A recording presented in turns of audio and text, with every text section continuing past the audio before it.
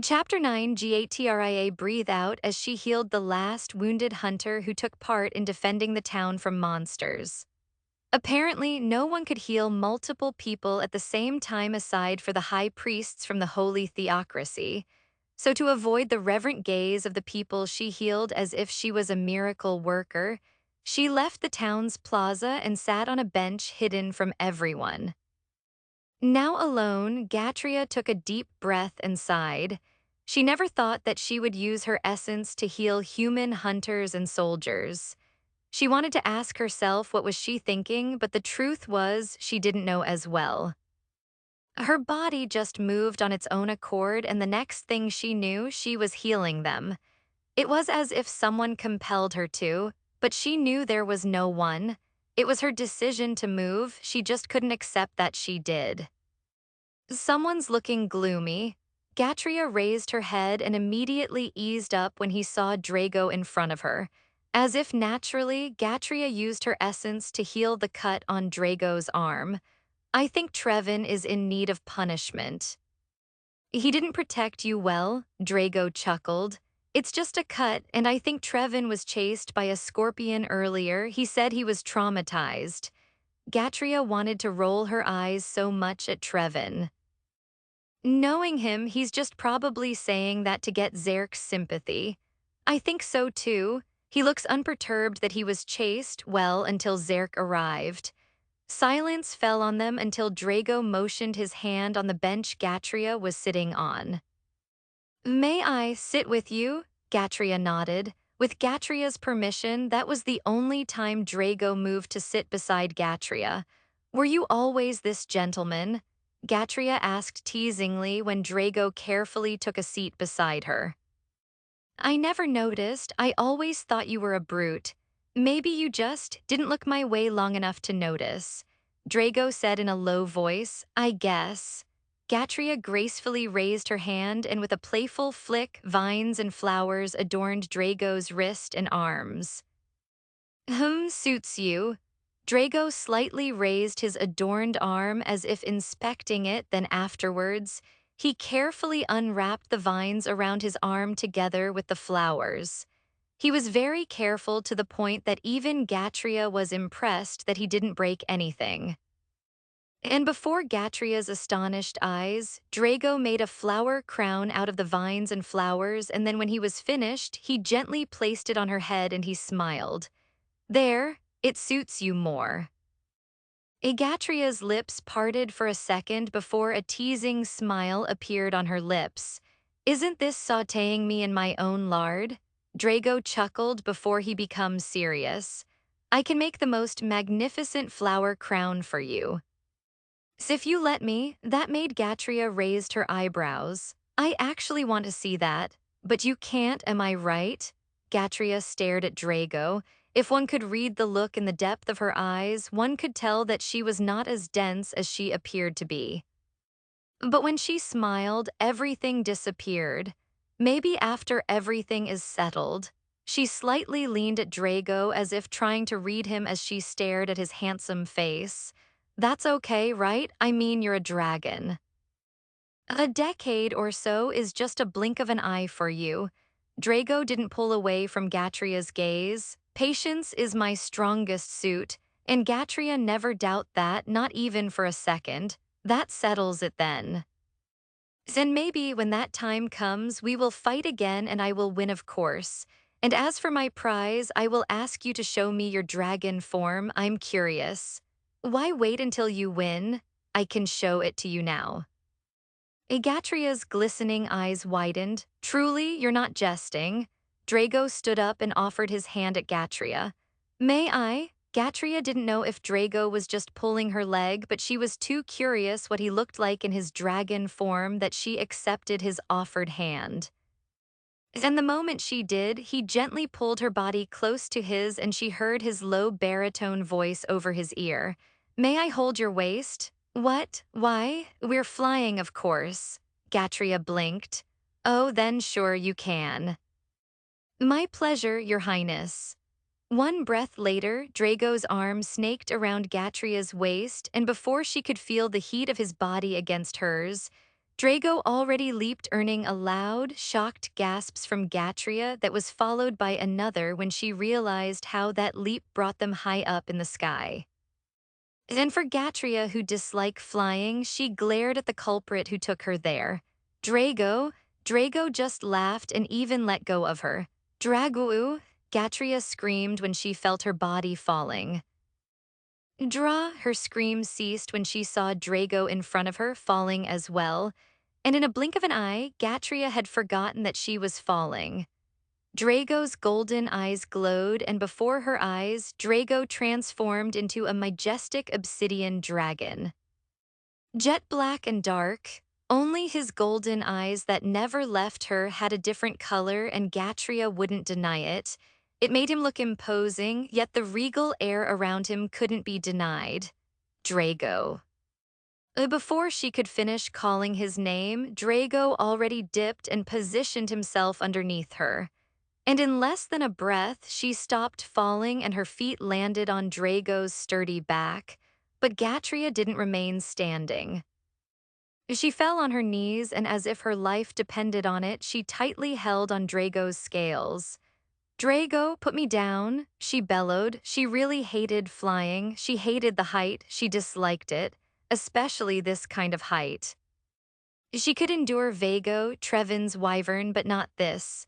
This was too high, but she only heard Drago's soft chuckle before he flapped his jet black wings and flew even higher. Drago, gone was the calm, gentle, and cold Gatria. The Gatria on Drago's back had become nothing but a terrified queen. Drago, I swear I will kill you later. Drago's soft chuckle filled Gatria's ear. Don't worry, I won't let you fall. How would you know that? Gatria screamed. I just do. Drago flew even higher and Gatria continued panicking. She couldn't see nor hear anything as fear of height consumed her. She hated anything that had something to do with height. She didn't know why, she just hated it. Look around and down, my queen. No, Gatria stubbornly replied. You don't want to see the beauty of Azatura. That made Gatria froze. Azatura? Yes, look, you can see the sacred forest from here. We can even see the ocean from here. Intrigued by Drago's words, Gatria forcefully pry open her eyes to take a peek, only for her eyes to widen when she beheld the beauty of Azatura that Drago spoke of. Azatura. Gatria felt a lump on her throat as her eyes took in the beauty before her. So beautiful. Barren land aside, Azatura was breathtaking. It looked majestic, and Gatria became immersed at the sight as Drago silently and steadily flew in the sky. The picturesque splendor before her eyes calmed Gatria's nerves, and in a matter of few breaths, her fear disappeared and she calmly sat on Drago's back and enjoyed the scenery. Beautiful, isn't it? Hearing Drago's voice in her head, Gatria was nonplussed. Did you just speak to me in my head? I'm in my dragon form. I can't possibly speak normally, and I'd been talking to you like this since I transformed. Oh. I was so scared that I didn't notice. Gatria concluded before she sighed and looked at the scenery below them. Silence was nice, and she was thankful that Drago always gave her the silence she needed. But at that moment, for some reason, she wanted to have a conversation with Drago. Hearing Drago's voice in her head still made her jolt, but she was quick to pull herself together. Does all dragons has the same color as you? I don't know. We don't really transform into our dragon form that much. Why not? First, we can't communicate with our own kind in our dragon form. Gatria's forehead furrowed. But you can communicate with me just fine. Well, that's a different matter. How different? I rather not say. Gatria narrowed her eyes on Drago's neck. Is that a secret? Not really, I just don't want to say it. It won't do us both any good anyway. When Gatria became silent, Drago asked, Are you mad, sword goddess? Gatria wanted to know about why he couldn't communicate with his own kind in his dragon form, but he could with her. She wanted to force the answer out of him. but she knew how rude she would be to force someone to spill their secrets, so she dropped her curiosity and changed the topic. You know, Drago, you'd been calling me sword goddess, her highness, and my queen. The inconsistency is bothering me. Why don't you just pick one out of the three and call me that from now on? That would be hard. Because to me, you're the sword goddess, you are her highness, and also my queen. Well, that sword goddess, you're her highness, and your queen has a name and it's Gatria. Why don't you start me by my name? That would be presumptuous of me. How so when it's me who's giving you permission to call me by my name? Still inappropriate for the likes of me to address you as such. Gatria rolled her eyes at Drago. As far as I can remember, you already called me Gatria when you thought I was in danger and you were worried about me. So I'm assuming that it won't be hard for you to call me Gatria. It's only fair since I'd been calling you by your name as well. If Drago was stubborn, Gatria was more so. If you kept calling me with those titles, I will call you my lord as well. Drago's body literally fell as if he had forgotten how to fly for a few seconds until he heard Gatria's full of terror scream and got his bearings back. Don't scare me like that. Gatria snapped and punched Drago's back. Of course, even when Gatria used all her physical strength, Drago didn't so much as flinch. I'm sorry, that my lord shocked me. Gatria wanted to scold Drago more, but she couldn't help smiling at his reason why he suddenly stopped flying for a few seconds and fell. Seriously, I apologized for being weak. Gatria held her laughter in. Should I start calling you my don't? Drago warned Gatria in panic. We'll fall. I thought you wouldn't let me fall. If you call me my lord, we will. Gatria couldn't hold it in anymore, she laughed. I always knew you were a bully. Gatria laughed harder. Whatever, as long as you're happy. Gatria sobered up and patted Drago's back. From now on, call me Gatria or else I'll call you my lord. Drago sighed and spoke in sarcasm, and they say you're the most gentlest queen of Ither. She smiled so innocently. I am, you should meet the three. And compared to them, I am gentler.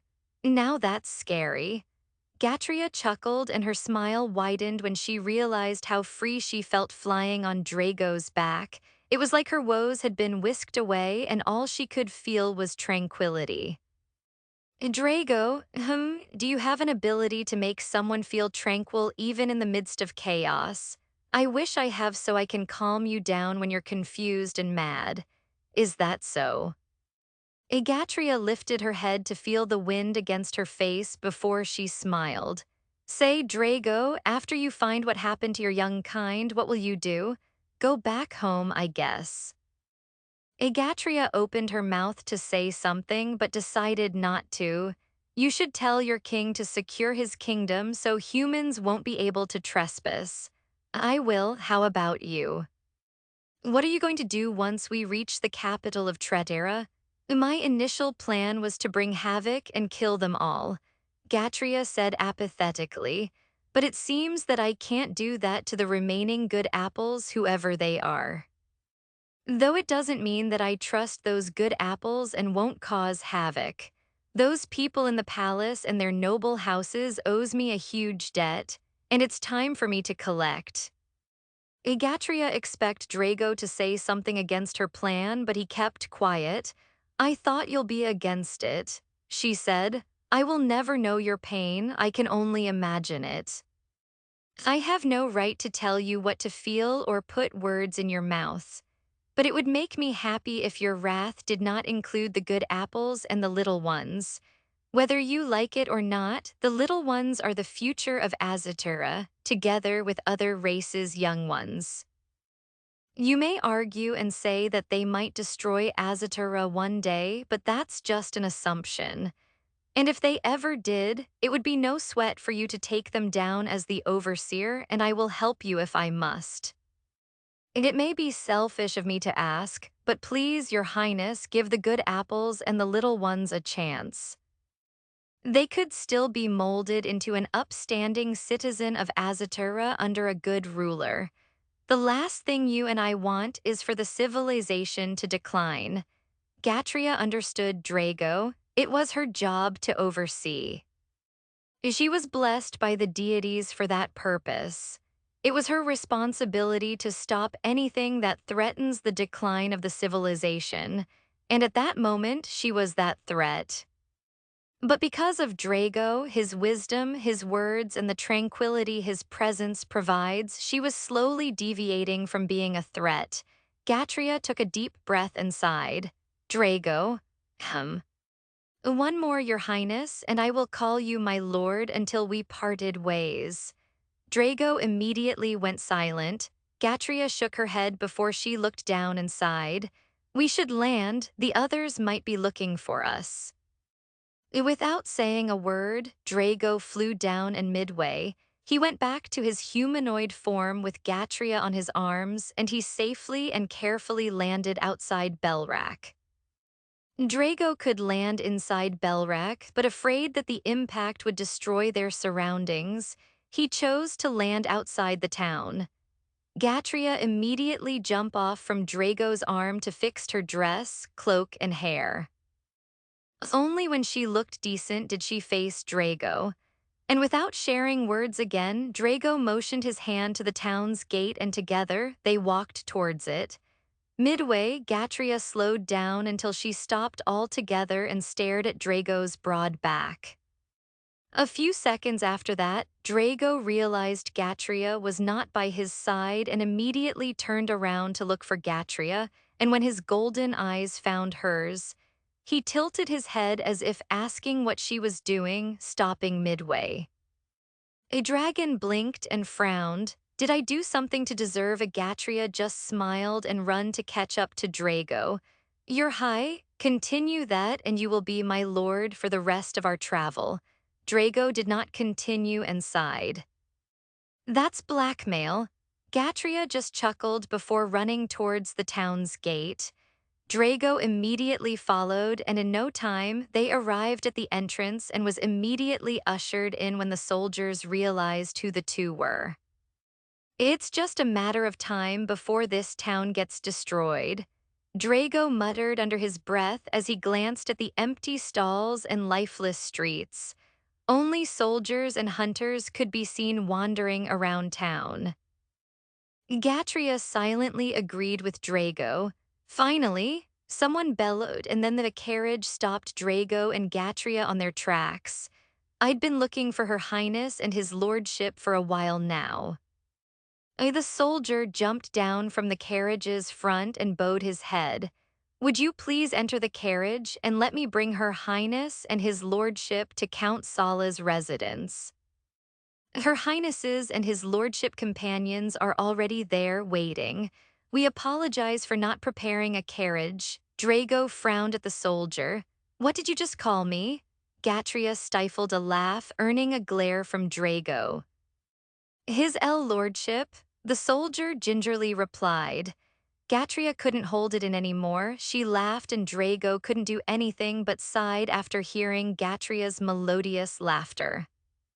I'll forgive you just this once, Drago told the soldier. Don't call me that again. My name is Drago. Use that instead of that horrible-sounding title.